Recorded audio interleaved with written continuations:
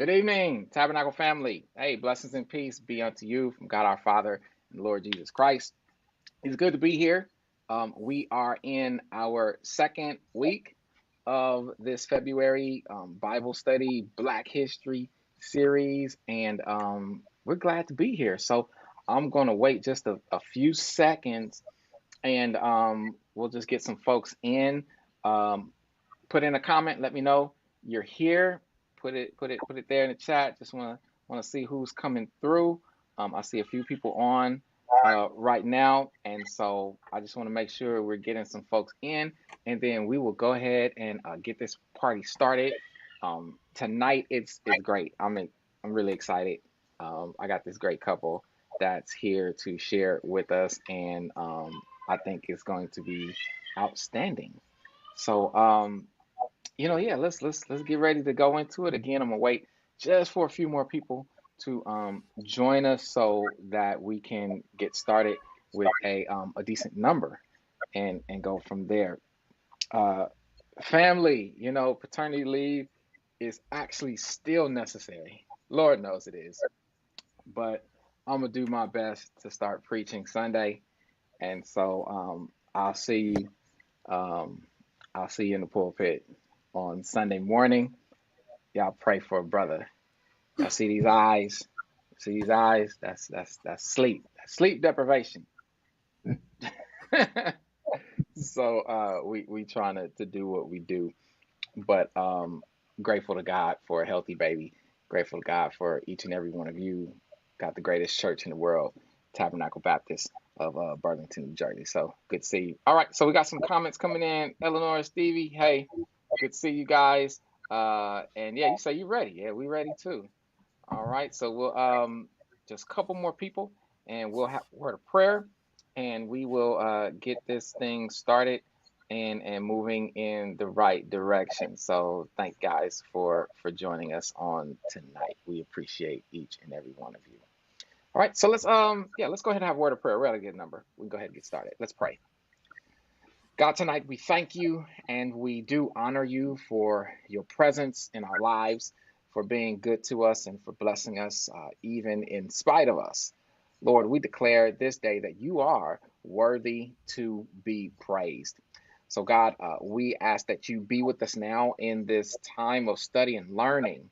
Help us to grow, help us to develop, help us to be what you would have us to be based on the information that we receive on tonight.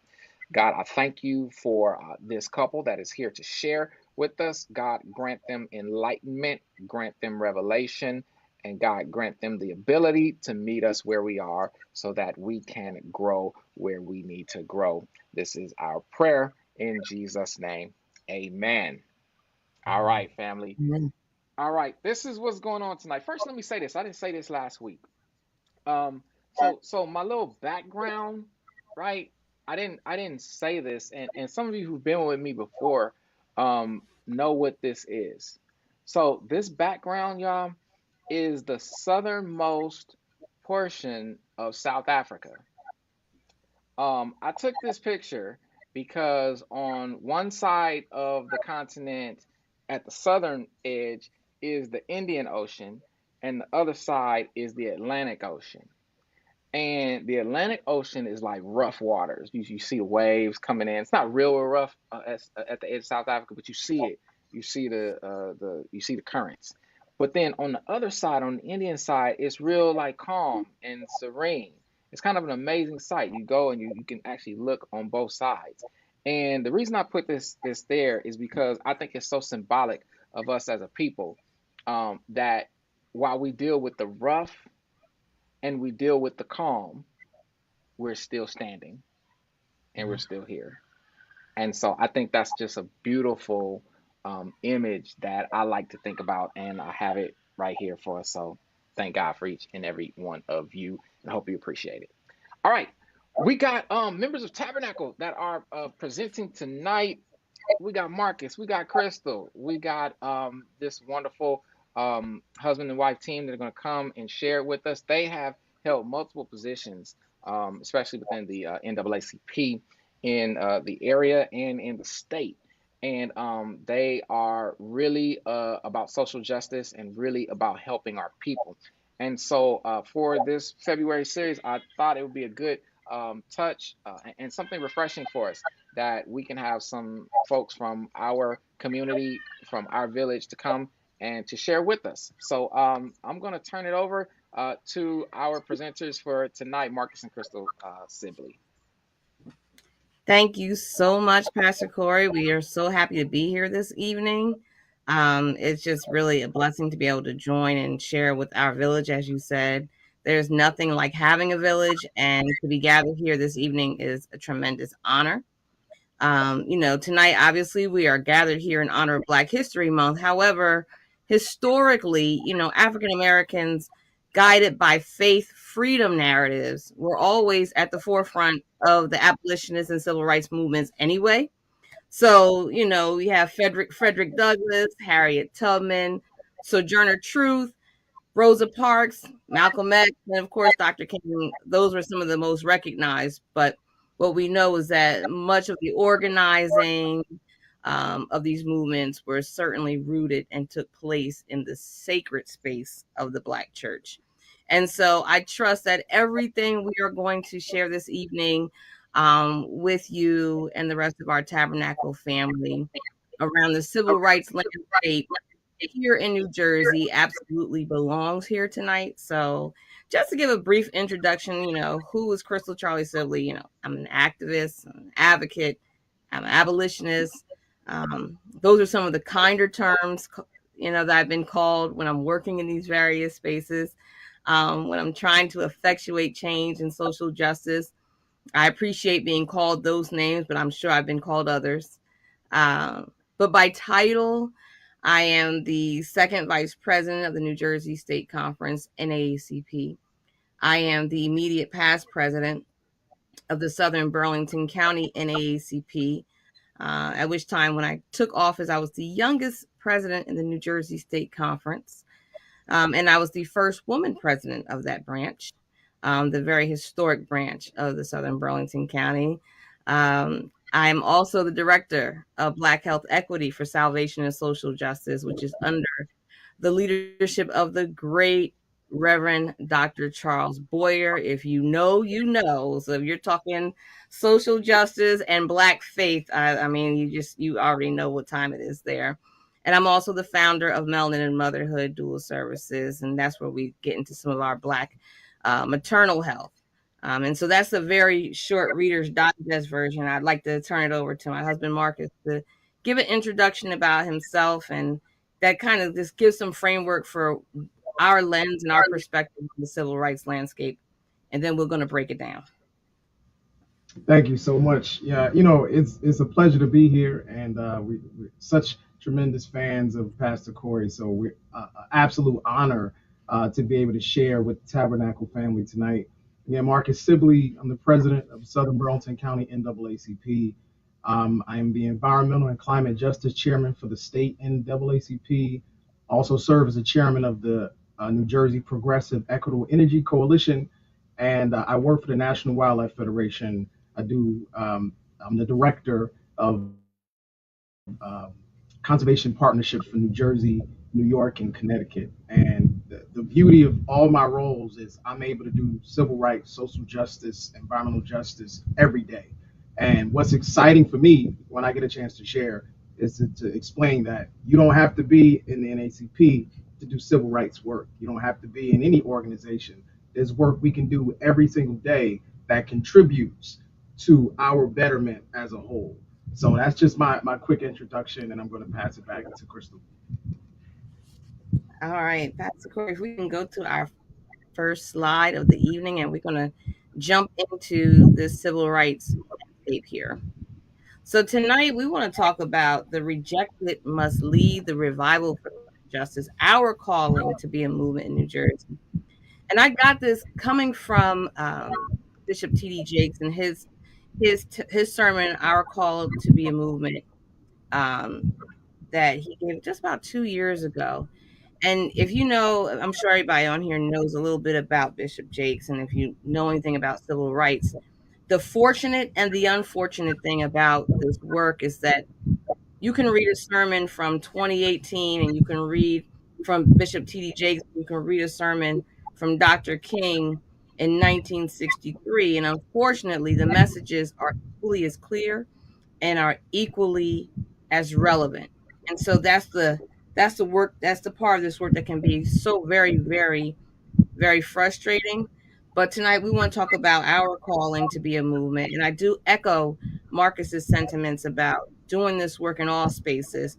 Yes, we have our different roles in these various organizations, but when we get into this presentation, you'll see that we have no choice as the rejected people than to take this work into all spaces in all areas of our life. Next slide, please.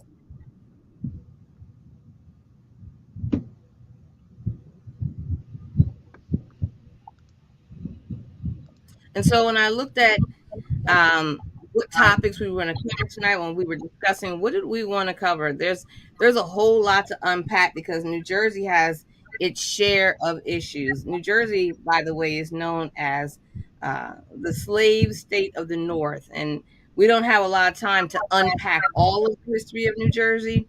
But if you just take that tidbit and do your own research, you'll understand why this entire agenda is as it is. Next slide.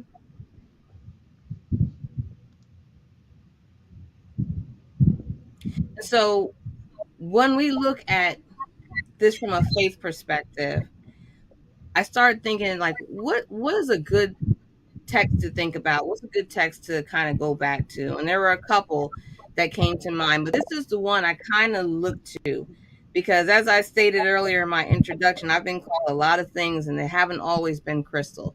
Um, and that's the name, as they say, in Coming to America. My mama named me Crystal and called Crystal, but I haven't always been called Crystal. And so the stone that the builders rejected has become the cornerstone. And I feel like as the rejected, we have to become that cornerstone. And so that's what I rejoice in when I have, or when we have, or we as a people have some of our victories along the way. But as I said before, we can still go back to 1963 to 2018 to 2022, and we'll still see some things that haunt us and recognize that there's still more work to be done. So that's something that we kind of just, we lean to and we look to give us inspiration. Next slide, please.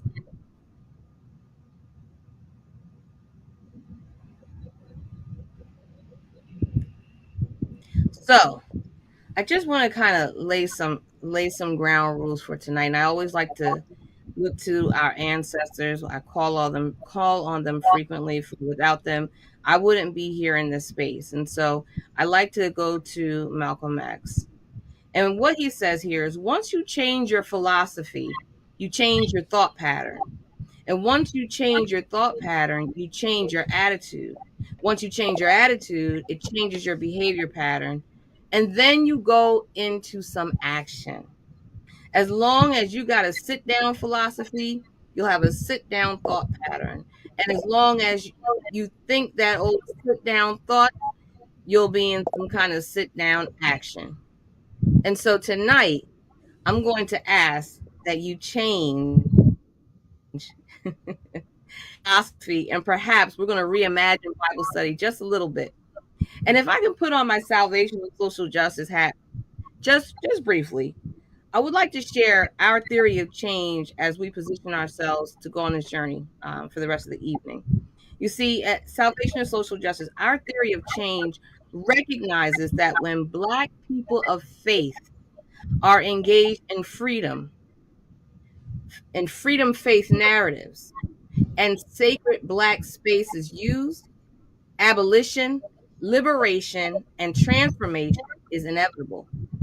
Practically, the most efficient way to reach a critical mass of Black people is through what is still a huge influencer and driver of Black culture and thinking, the Black church. So, with that being said, I know we're in the right space tonight to unpack civil rights here in New Jersey. Black people are the targets of the new Jim Crow here in New Jersey, the new slavery of mass incarceration, police brutality, concentrated poverty, poor educational opportunity, economic disparity, voting rights discrimination, poor health care access and delivery, all of which not only just exist, but most certainly thrive here in New Jersey. Next slide, please.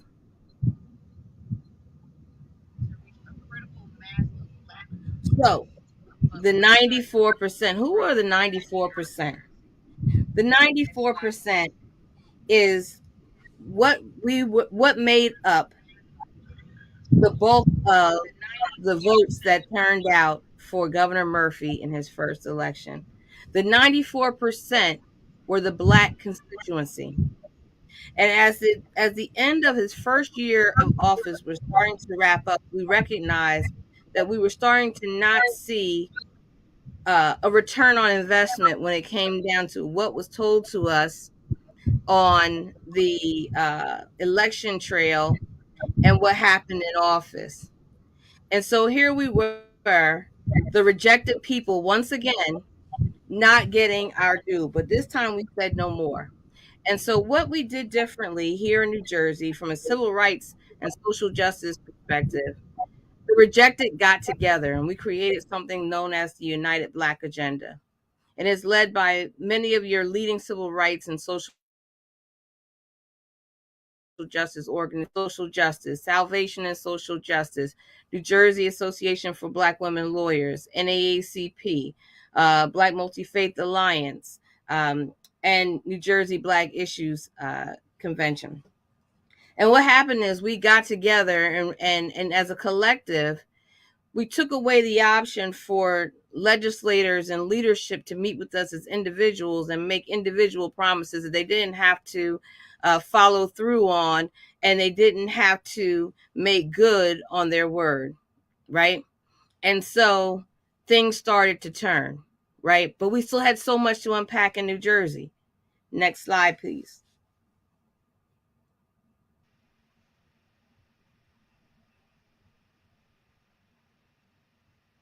So here are some of the ways that New Jersey has oppressed us in the past, and some of the ways we have made an impact in social justice here in New Jersey.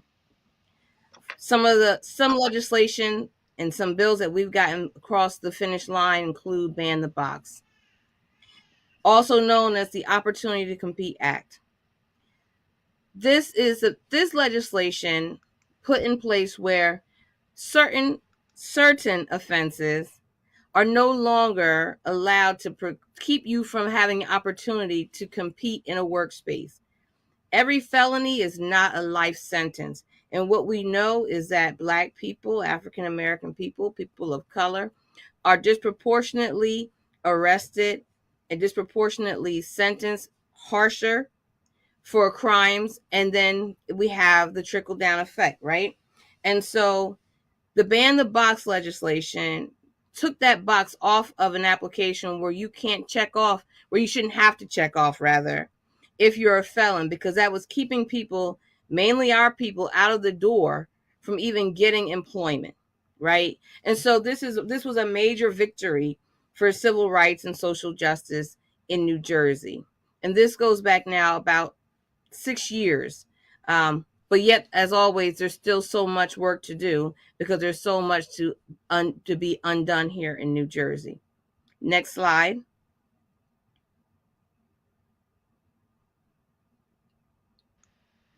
Hold on one second. If I can just interject, can you hear me? Yes. Facebook family, if you see people in the chat that are asking for money, I'm blocking them. Please do not give anyone any money that is putting comments in the chat. That's not how this goes down. Okay, so I just needed to interrupt right there to let you know, like, don't fall for that. That stuff is that people just joining in trying to scam you. All right, thanks a bunch.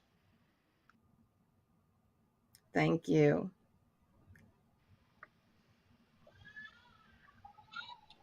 So we move from Ban the Box to demanding police accountability. And we start looking at things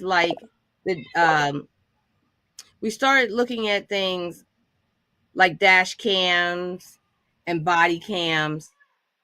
And next slide, please. And we got to what we needed was an independent prosecutor when we start looking at police accountability. And this one was really a hard fought battle because initially the top cop of the state, the attorney general, was not on board. And this one required, and this one is one we should know as a people. If there is a police involved shooting that results in a death, no longer can that department or that county prosecutor's office investigate their own officer for that police shooting. That was a really hard fought battle. And so now those type of police shootings, and I'll call them shootings this evening, those police shootings have to be reviewed, and those investigations are taken over by the Attorney General's office. Initially, they weren't on board. That was a major victory. It was hard fought, but it was a major victory. Yet and still, you turn around and we still can't breathe. We still can't breathe. Next slide, please. And that brings us up to a little more of the current time, right? So some of those other things have happened in the last 5 to 6 years, but this brings us up to even more present day New Jersey. We still can't breathe. We still have police shootings, even within, just as recently as the end of 2021. And we're still dealing with getting information when it comes to the independent prosecutor aspect, right? None of these things are perfect, but they're all progression.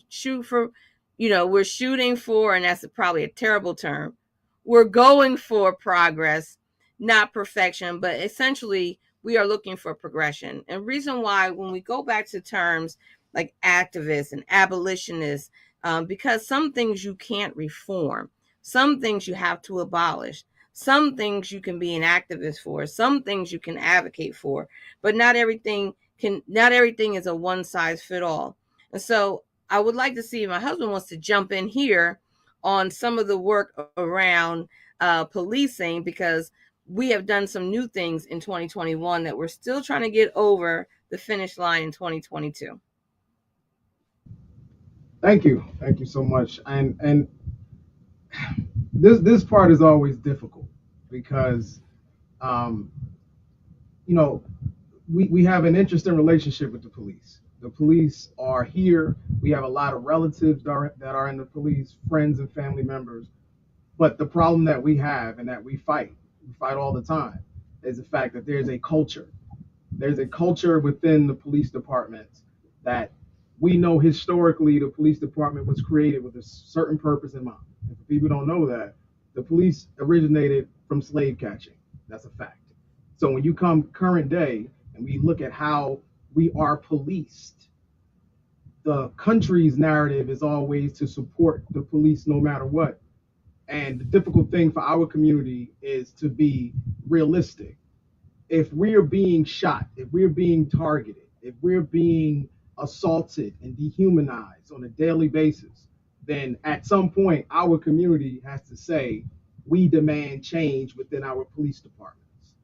We demand change in the policies, because every time one of us gets shot, the response is, it was in accordance to policy. So what is our next step? This is why we're here tonight. What is our next step? Do we continue to let it be the same ad nauseum response that, I feared for my life, I acted within policy? Or do we say, we have such a network of churches throughout our state. If we can connect for family and friends days, we can connect for policy days. We have all the power. We are the most consistent congregation, and I mean convening. The church convenes weekly, every week. That's mobilization. That's where the civil rights movement came out of. So when it comes to our police, to give a very local example, on July 5th, we had a very racist incident in Mount Laurel. That person has since been indicted within the last 2 weeks. But the prosecutor, who's the top cop in our county, said that the police had no fault in that situation. Now, at the Southern Burlington County NAACP, we've done a police survey. We have data from many residents that say there was absolute wrongdoing done in that instance, as well as many other instances. So we have contradictory information. So these are the times when we need to galvanize as a people and say, if we can't hold our police accountable, we can never be comfortable. It doesn't matter what range of degrees you have. It doesn't matter how long you've owned your home. When you get in the car, many people see us as the exact same, and they treat us the exact same, and they disrespect and humiliate us the exact same way. So it's up to us to never get comfortable. We can't get comfortable. We have to continue to push and fight for reform, because every time, as there's been another shooting just this week, every time another person gets shot in another state, that's getting closer to home, and that is our family. We can't get, we can never become desensitized to the pain. We can never become desensitized to the violence and the corruption and the murder. That should hurt us every time that flashes across our phone or our television that another person has died. That should hurt us, and that should galvanize us to want to fight. So this is why this presentation is important, because we want to galvanize these communities. There's nothing stronger than you. Everybody I'm speaking to, there's no one stronger than us when we work together.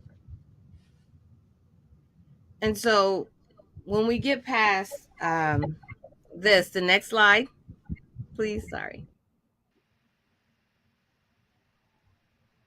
So in 1844, New Jersey denied the vote to people with criminal convictions the same year it restricted the vote to white men in its constitution.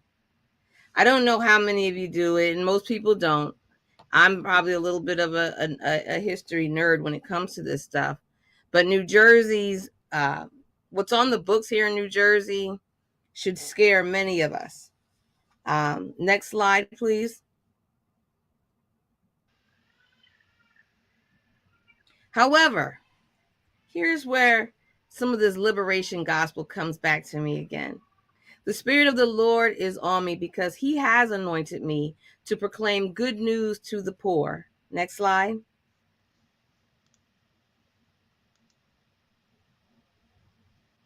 He has sent me to proclaim freedom for the prisoners and recovery of sight for the blind.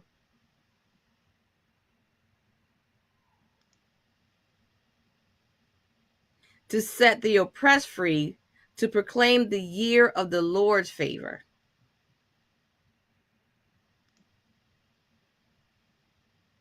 So what does that look like in social justice? So in 2019, as a result of collective advocacy, back to that United Black agenda, there was a campaign out there called 1844 No More, that random statistic that I just threw out there. It wasn't really quite so random, because when we start looking at the criminal justice landscape, this is why I put that in there. The 1844 No More campaign, we were fighting to not only, start to erase some of these barbaric things on New Jersey's books, but we wanted to restore the voting rights for those who are on probation when they come home, right? Because what was happening, and parole, because what was happening is that our brothers and sisters are coming home and they were not being fully integrated into society, right? And there's nothing, we know that there's really not much more out there more powerful than the vote. And that's why we always hear about, voter suppression strategies. This is a major one. We're already locked up disproportionately higher than white folks. And then when we come home, they're still keeping us out of the voting system so that we are not being heard. But 1844 No More was victorious. Okay. And so in doing so, we were able to put 83,000 people back on the voting rolls in one sweep of legislation. 83,000. That was signed into law in December 2019 and took effect in March 2020. So in the midst of a pandemic, when the world was reeling, 83,000 people who had been cast from society, the rejected, were able to have their voting rights restored. That is a victory. Next slide.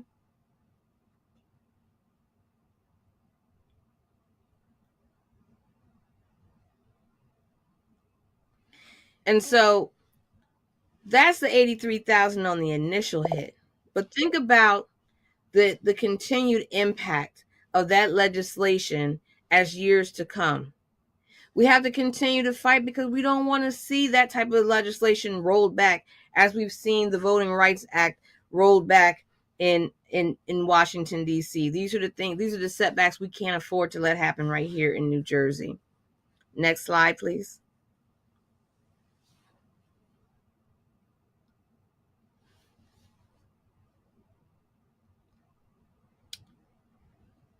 Marijuana legislation.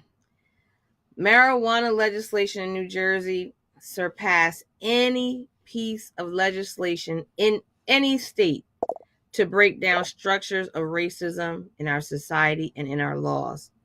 That is really key to the importance of having marijuana legalized in the state. It was not for the purpose of supporting anybody going out and enjoying their habit or whatever.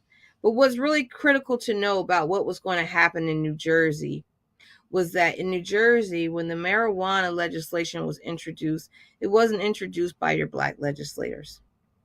It was introduced by legislators who don't look like me or my husband. And it was introduced for the purpose of revenue. And what was missing from the legislation packet was anything that would make Black lives whole, the lives that were most impacted by marijuana laws in the first place. And so where social justice came into play, it had nothing to do with wanting people to go out and get high, wanting people to go out and use marijuana recreationally, anything of the sort. It had everything to do with, can you go back to that slide, please? I'm sorry. It had everything to do with having the ability to vacate their sentences and expunge their records. Because in doing so, it allowed people to fully re-engage in their communities. Again, the ability to vote, to apply for assistance, to find a job. You don't know the number of brothers and sisters who weren't able to go and get a student loan to go and do something better with their lives because of a marijuana conviction. And when this legislation was introduced, it had none of that in there. And so what they were going to do, they were going to go in, they were going to take something because they were going to legalize it regardless. And what they were going to do is they were going to go in, they were going to legalize it and leave our brothers and sisters still locked up. Those who were locked up on those charges solely, okay, they were going to remain locked up solely. Those who have come home and those are the only things are on their convictions on their records that keep them from out of those spaces, keep them from getting jobs, keep them from getting assistance, keep them from being able to vote. They were going to allow them to remain oppressed and left behind while they went off and made money off of the very thing that they just said was illegal. Now, here's the thing. We had to step in and we had to say, no. Here's the victory.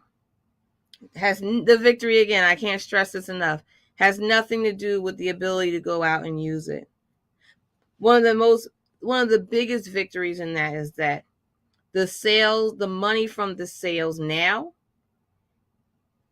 over, I believe, 70% of that is to come back into the Black communities, the communities that were most impacted by the marijuana laws as they were previously.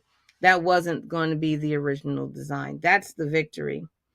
The other victory is that we are able to have people get their records expunged. People are able to get their lives back on track. It wasn't just going to come off as a money grab win and leave the oppressed left behind and oppressed. But here is where we are still fighting. And like I said, for every victory in social justice and civil rights, there's still so far to go. Last week, a very disheartening article was released that out of the new cannabis licenses for dispensaries, not a one was given to a Black-owned business. And that's very disturbing and troubling, because it speaks to just what we had to stop in the very first place. There was no intention to make sure that any of that revenue would come back to those who had historically been the most harmed. So you would have had this law come into place. It would have become legalized, and our people would have still been locked up. They still would have had these records. Their lives would have still been destroyed. And oh, by the way, remember, these records not only just destroy them financially, but they destroy our families. They destroy our family units. And then you're going to shut us out from the business aspect, the revenue, the very reason you introduced the bill in the first place. And that is why marijuana reform in New Jersey doesn't look like marijuana reform anywhere, because we could not allow that to happen, to have further harm to our community. Can I pop in really, really quickly on that Yes. point, because this is really important for this audience. Understanding that sometimes things may not be what you are into or like. There's been many different opinions about marijuana reform, the legalization. We understand that, and I just want to reiterate, our stance was not pro or against. Our stance was looking at the reality. Our communities have been torn apart for decades because of non-violent drug offenses from marijuana in particular. And we know they target our communities. We know we get disproportionate sentences. So us having opinions about the drug has sometimes prevented us from being involved in the process to create change. And I just want to put that out to this audience, that sometimes we got to get past the things that we hold on to and think about the bigger picture. Because the bigger picture is we need to pass regulations that keep our people out of jail, and fix the records of the people who are in jail. And right now, this current fight where it's legalized and we have different entrepreneurs who want to get into this space and make money that will build our community, because money is how we build. We're getting blocked out of that, and we need all of us to make noise, because finances are important. So these are just things I just want to put out there, that sometimes we've been told certain things are bad, and understand how we feel about things being bad. But what's worse are the communities that are being torn apart, and we need to fight to make sure that we are part of bringing this thing back together. Just want to jump in real quick, Crystal. Thank you. And that takes us a great segue into our next slide. Because when we talk about how we're seeing our people being left behind, even still, so they're getting back to their master plan, and we will address what is happening with these licenses. You can rest assured that. Well, at least we know that we were able to help so many on the back end when it came down to the other aspects. Look at New Jersey when it comes to the racial wealth gaps in America. We have one of the widest racial wealth gaps in New Jersey. New Jersey's white residents boast a median net wealth of $106,210 compared to an astonishing $179 for Black and Latinx residents. I think that, if anything, that lets us know it is absolutely time for reparations. And I know we've heard that word thrown around, and a lot of people don't understand what it is we're really asking for. And that's a really good question, because when you look at the irreparable harm done to Black people, that reparations is something that's very hard to quantify. But what you can quantify is at $179, you may not get the top of the line laptop. And that is the net worth of a family of a Black and Latinx family here in New Jersey. When you look at the ugly history of New Jersey, New Jersey's history, all these things are systemic and they are by design. As I said earlier in the presentation, New Jersey was the slave state of the North. There were incentives to bring slaves to New Jersey, have your slaves in New Jersey, and there were incentives. You get X amount of land if you kept slaves, right? And then as time moved forward, you were able to preserve and have more by keeping your land. And of course, we get into like redlining and segregation and things like that. And New Jersey, at a glance, is definitely far less progressive than it touts itself to be. Next slide, please.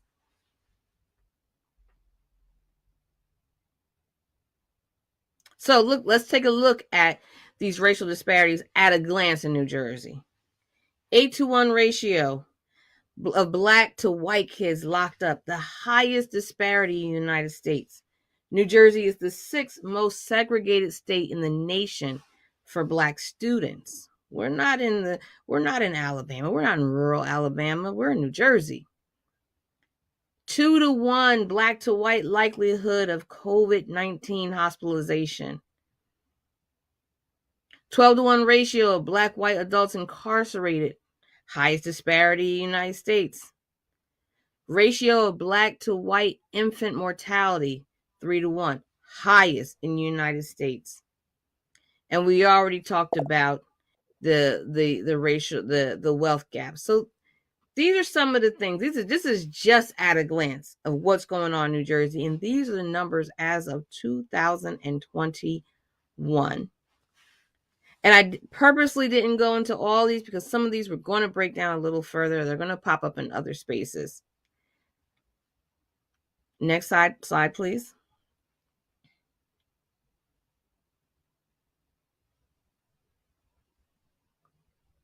Nothing more precious than this picture, not just because I'm a doula, because this is how we all began.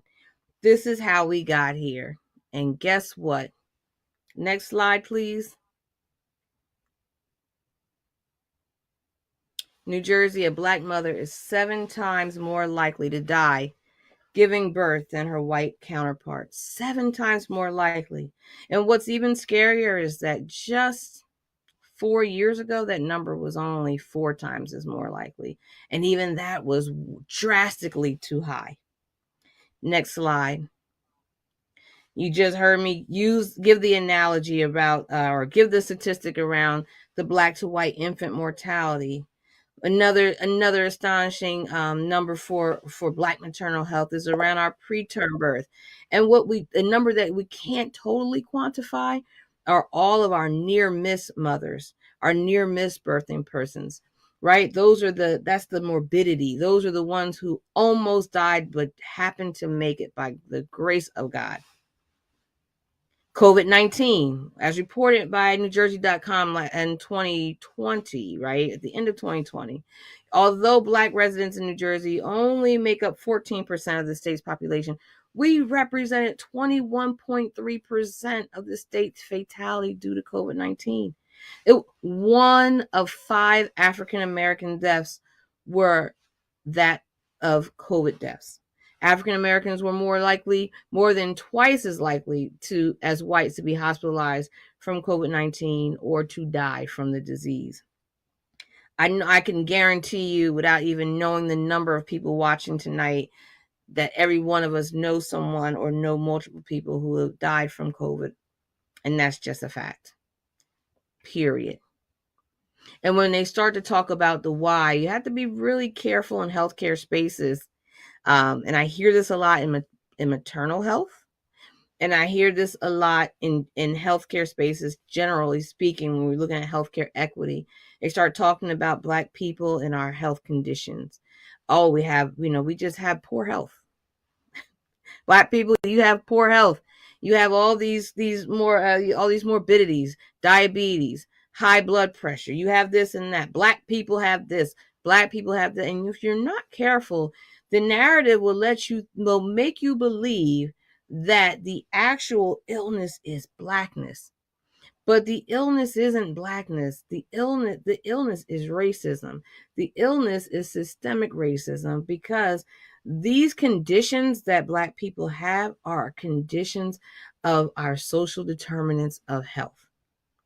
And so I think that's appropriate to go to the very next slide, because I do get into the social determinants of health.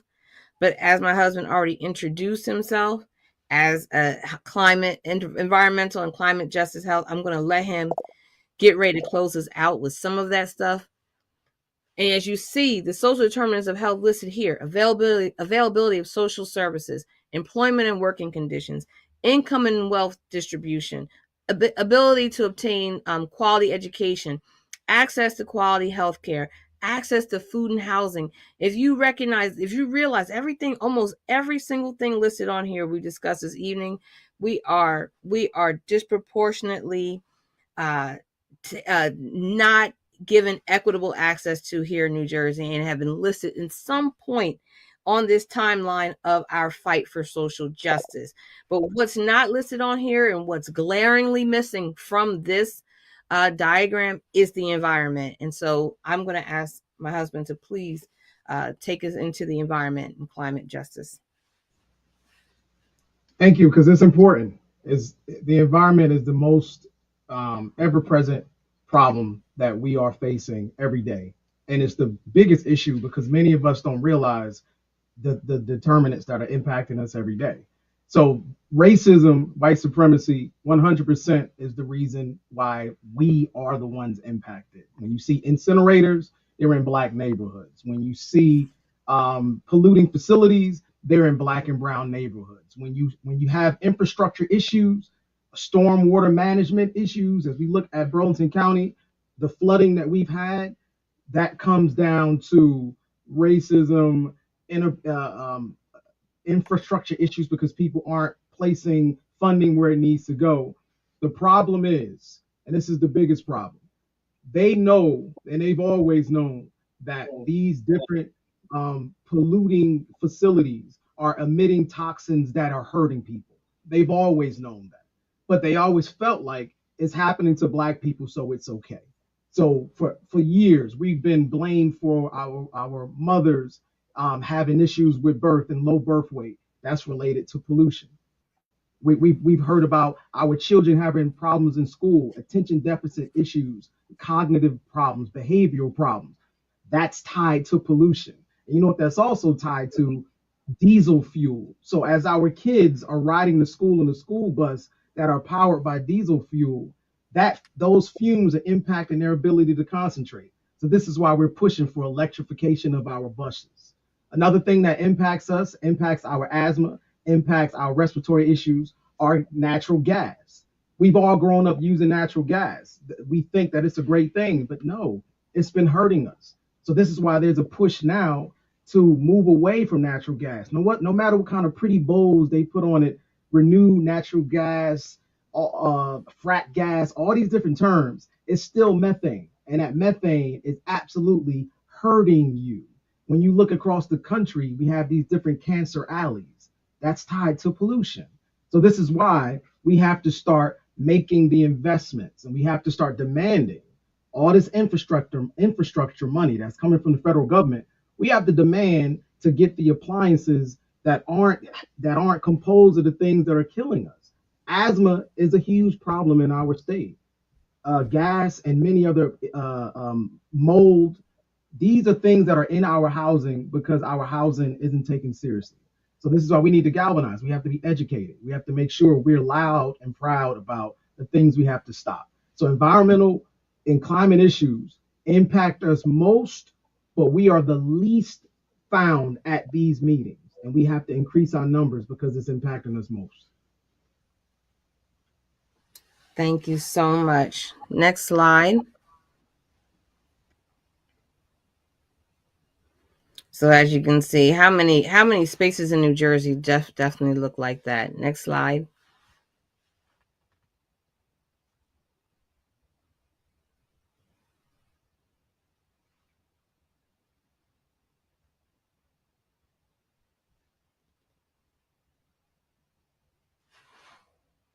Next slide. This is what we all deserve. This is how we should all be feeling. Unfortunately, that hasn't been our condition, but we're going to get there because we're going to continue to fight for it. Next slide, please. And so as we get ready to close out, I just want to say that, Angela Davis says, abolition is not primarily a negative strategy. It's not primarily about dismantling, getting rid of, but it's about re-envisioning. It's about building anew. And that's what we're also talking about this evening. That's what the other angle to the work that we do. We want to build anew. We recognize some things can't be reformed. We recognize that some things we do want to advocate for change. But a lot of these things, when you look at the deep-rooted history and the systemic racism of it all, we're really at a point now where it's about building anew. Next slide, please. What's like? I'm gonna need you to repeat after me. We are so powerful. We are so powerful. We are so powerful. We are so powerful. We are so powerful. All right. And so, as we bring this to a close, I just want to say, John 11:41, 45. Take off the grave clothes and let him free. In New Jersey, as the entombment of slavery is shattered, we find now the command to live into this liberation call, one that is birth of the collective. Salvation is never individual, but always arising by and within the community. We, our community, often the rejected, must lead the revival for love and justice. We thank you for letting us share with you the landscape of civil rights and social justice here in New Jersey. Our call to action, our call to you is to join in this space because revolution is a serious thing. The most serious thing about a revolutionary's life, when one commits oneself to the struggle, it must be for a lifetime. We ask that you commit yourself to this revolution with us because it's going to take us all as a collective power. We can be rejected no more. We can no longer be unheard. And what we know and what you also know, and I'm sure you knew it before tonight, that Black faith space is a powerful, powerful space.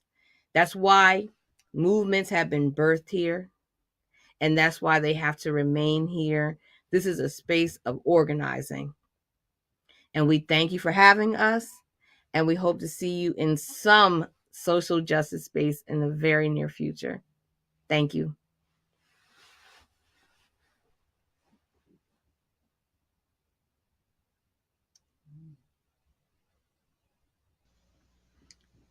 You're muted, Pastor Corey. Muted, Pastor. My bad. I was muted for your presentation, so I accidentally left it off that. But yeah, show them some love. Let's clap. Put it in the chat. Celebrate them. They did a wonderful job tonight. I pray that you were informed, helped, empowered. Right? They do such wonderful work, and I'm so grateful that they are a part of the TBC family. You see them on Sundays, and they're there, and I appreciate Marcus and Crystal in a very special way. We had put in the comments that you can ask questions during the presentation, but we were kind of going through, so we didn't really see all of it. But if you have a question, just go ahead and put it in the comments. I don't know if you guys can see the comments. If not, I'll read a question to you if you have it. Okay, so we got about 5 minutes, so we may be able to get one or two questions in. So I'll be looking at the chat here, and I will read questions as they come.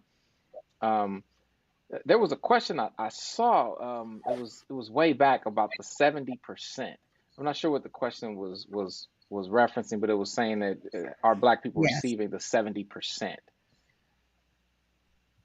So yes. So please don't quote me directly on the 7%. I have to. There was a lot of back and forth about the number, and so I'm hoping that we landed.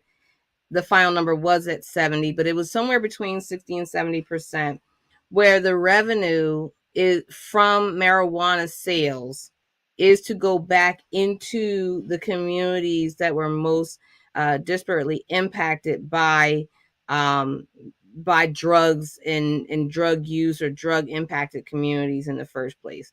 So they couldn't just take that money and plug it into the budget to fix beaches or build boardwalks and things like that. It has to start going back into to primarily our community, essentially, based on the fact that it was our community that was obliterated by marijuana in the first place, by the over policing, the over incarceration, the ways that the convictions affected our returning brothers and sisters, things like that. So that number is to help with the restoration piece of the community, because you can't take something that you said that was so wrong that you had to do all that destruction to, and now say it's okay and make money off of it and put it someplace else. Mm-hmm. Cool. Now, I think it's something that's very, very important that you were talking about, and that is a lot of times because of our conditioning, right? We know the impact that drugs have had, right? And so in our minds, when you talk about marijuana legalization, we go straight to, okay, it's done this. How can we even be talking about that? When that's actually the trick to keep you from really discussing what the issue is. And so Marcus really put that out there, and I think that's very, very important for us to get. This is not about a joint on the street smoking with your boys. Nothing, it has nothing to do with that. And so I'm really glad that they touched on that today. That's very, very important for us to understand. And can I take it one step further? Sure, go for it. So one of the biggest problems we have is because we've been over policed, over prison, and right here in New Jersey, slavery is still legal. So what people don't realize is the 13th Amendment is slavery is illegal except if you are a felon and in prison. So our prisoners, so think about the progression. People are getting targeted, people are getting arrested. Once they get arrested, they're going to prison for nonviolent offenses. They're going to prison. Once they're in prison, once they're wards of the state, then they are working for literal cents on the hour for some of our most major corporations. So the corporations are using black and brown labor, still getting 1,000, 3,000% markup because they're paying very little labor costs, no overhead. Once these people serve their time, once they've given all this labor for free, when they get out of prison, they can't get hired by the same people who they've been producing for many, many years. So this is why we have to galvanize this very strong Black church network and say, legislators, we have to abolish the 13th. We have to. It's ridiculous that a person who's in jail literally is, and they're not just making license plates. They're making real products, and they're making 13 cents a day, 27 cents an hour, $2.50 for the day. Literally, this is a problem. So this is why, if there is no point of having these amounts of numbers, if we're not going to use it to fight for change, we all have to be screaming for change. We have to. Wow. Y'all, let's celebrate them again. Let's celebrate Crystal and Marcus again. We celebrate you too. Thank you for your work. Thank you for having us. Thank you for keeping pastors like myself on our toes. Like, because that is a true statement just by me listening to you guys today. it inspires me, because as pastors, we have so many priorities. We get pulled in so many different directions. Churches get pulled in so many directions. We're always accused of what we're not doing. You don't do this, you don't. So you try to accommodate this person, and this person says you're not doing this. And it's kind of all over the place. It's just good to get that kind of, hey, remember, we're over here. You know, we're over here. Like, you got this Right. responsibility too. And I think as a church community, we need that. And so thank you very much, Crystal, Marcus. I really, really appreciate you guys. Family, thank you so very, very much for joining us tonight. A couple things. Number one, next week, one of my good friends is coming, Dr. Marcus Jerkins. He preached for us one time some years ago, but he was actually working on his PhD in New Testament at the time. And he finished his PhD from Baylor University in Texas. And he did a fabulous dissertation that he's worked on, and actually just wrote a book based upon that study. And it's really cool. His book is called Black Lives Matter to Jesus. And so he's going to be here next week talking about Black Lives Matter to Jesus. And so I can't wait. I can't wait to hear that. And so we're just excited about that. So that's number one. Number two, I got an announcement for you, TBC family, right? So we weathered the storm. If you've been looking at the statistics in the state of New Jersey regarding COVID-19, and specifically this Omicron variant, it has dropped significantly, dropped precipitously. And even Governor Murphy has spoken about it, that it came in strong and it's leaving strong. So much so that we feel comfortable opening back up. So this coming Sunday, we will be back in person at Tabernacle Baptist Church. So feel free to come in, no registration required. Now we do still enforce masks. So we ask you to just come on in, bring your mask, come on into worship in person this Sunday. I'm really excited about that as well, because that'll be my first Sunday back from paternity leave. And so I get to see your wonderful faces. So come on in the house on Sunday. We'll be in person. So we're going to be putting the text messages out, putting it on social media and all that good stuff. So we feel comfortable. We feel like our priority is your safety. And so I know some people were like, oh, these other churches, they're open and all this stuff. I don't pastor other churches. we don't lead other churches. We're concerned about Tabernacle, and we're concerned about you and your health. And that's what is important to us, right? And so that's what we did. So we're coming back this Sunday. And so we'll look forward to seeing you there. So next week, Sunday, all these times we'll be together. All right, family, we love you. Appreciate you. And we will see you on the next time. God bless you and God keep you is our prayer. See you soon. Take care. Night.